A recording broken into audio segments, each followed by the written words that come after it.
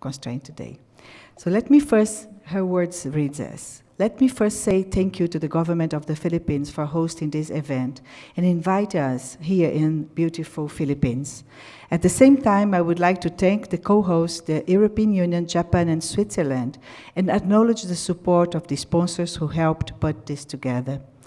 Our extended thank you also goes to the country team, to the local country team, and the humanitarian community that has been so far working hard in the area affected by Typhoon Haiyan.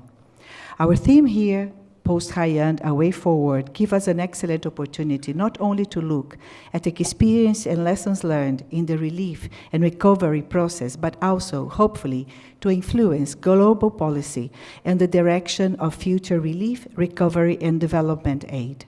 With the Sustainable Development Goals and a new disaster framework arriving in 2015, followed shortly thereafter by the Climate Change Agreement and World Humanitarian Summit, we have here an incredible opportunity right now to seize this moment and make pathways that will support sustainable development for decades.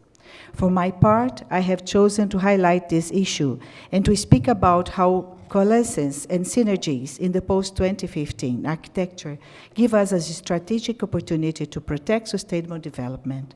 As a development organization, UNDP is understandably concerned with the impact of disasters on development. Too often, we have seen decades of hard work and billions of dollars in investments washed away by a flood or leveled up by an earthquake. And we are now more convinced than ever that there will be no sustainable development without disaster risk reduction.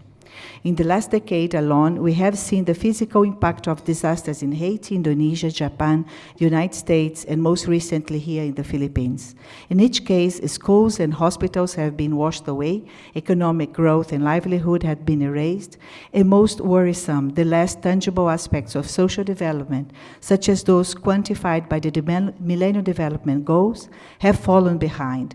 Children have missed school, women have lost access to maternal health, and food scarcity has pushed communities further and further to the brink.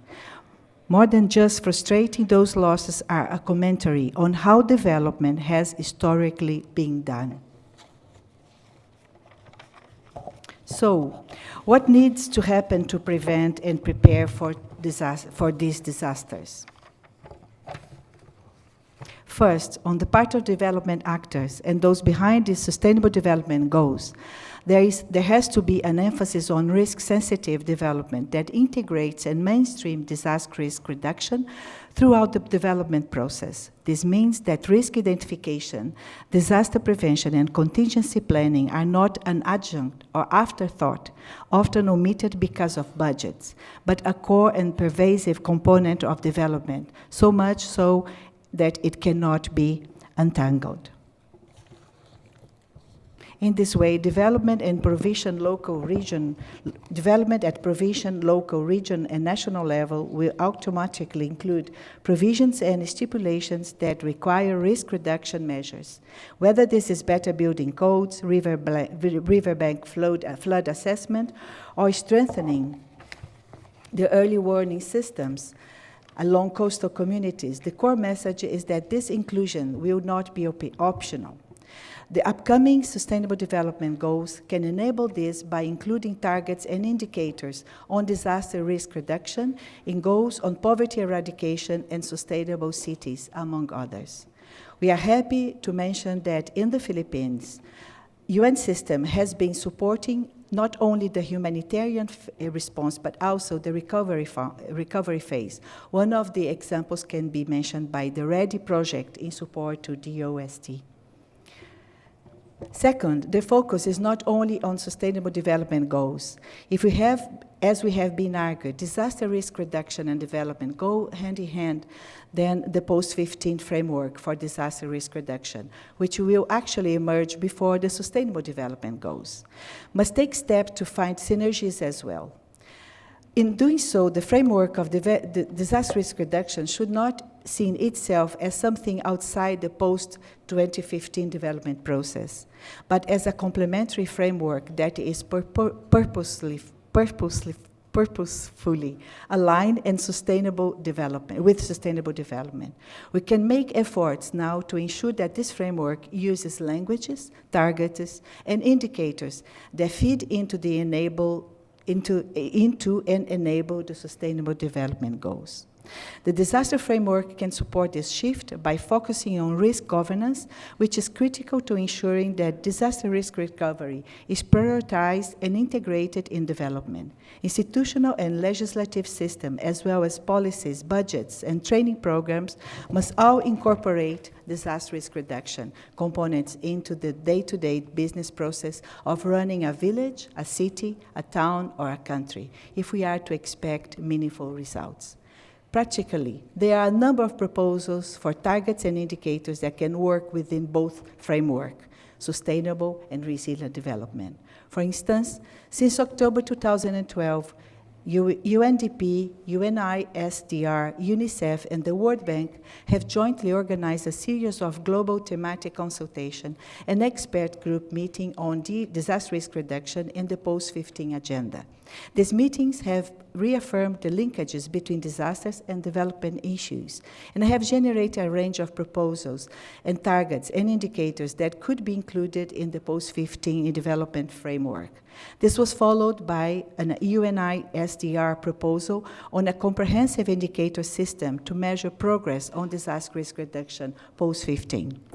For this work, it is important that there is an indicator system, this indicator system are tested and tending. An integrated system will not only help measure progress, but also catalyze action across multiple stakeholders at the national and subnational levels. UNDP is currently working with UNISDR to test the two systems at the country level in 5 pilot countries, in Mozambique, Armenia, Nepal, and Japan. The relevant government departments have expressed willingness to participate in the piloting exercise, while we are awaiting formal response from government in Indonesia, Paraguay. In Mozambique, the pilot workshop took place in early May, and we are awaiting early results.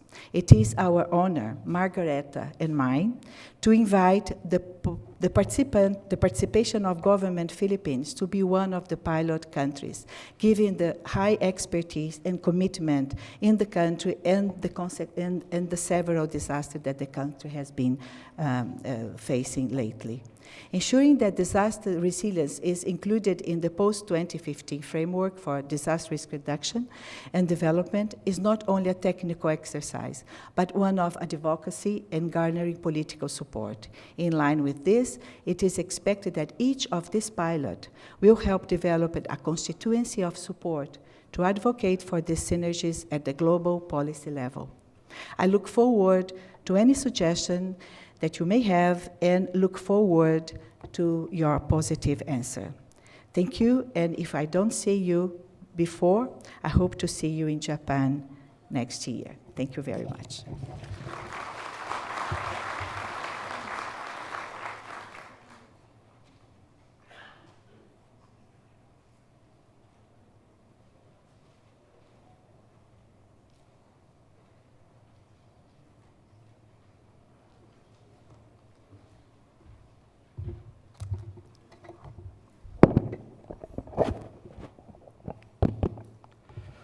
Good afternoon, ladies and gentlemen.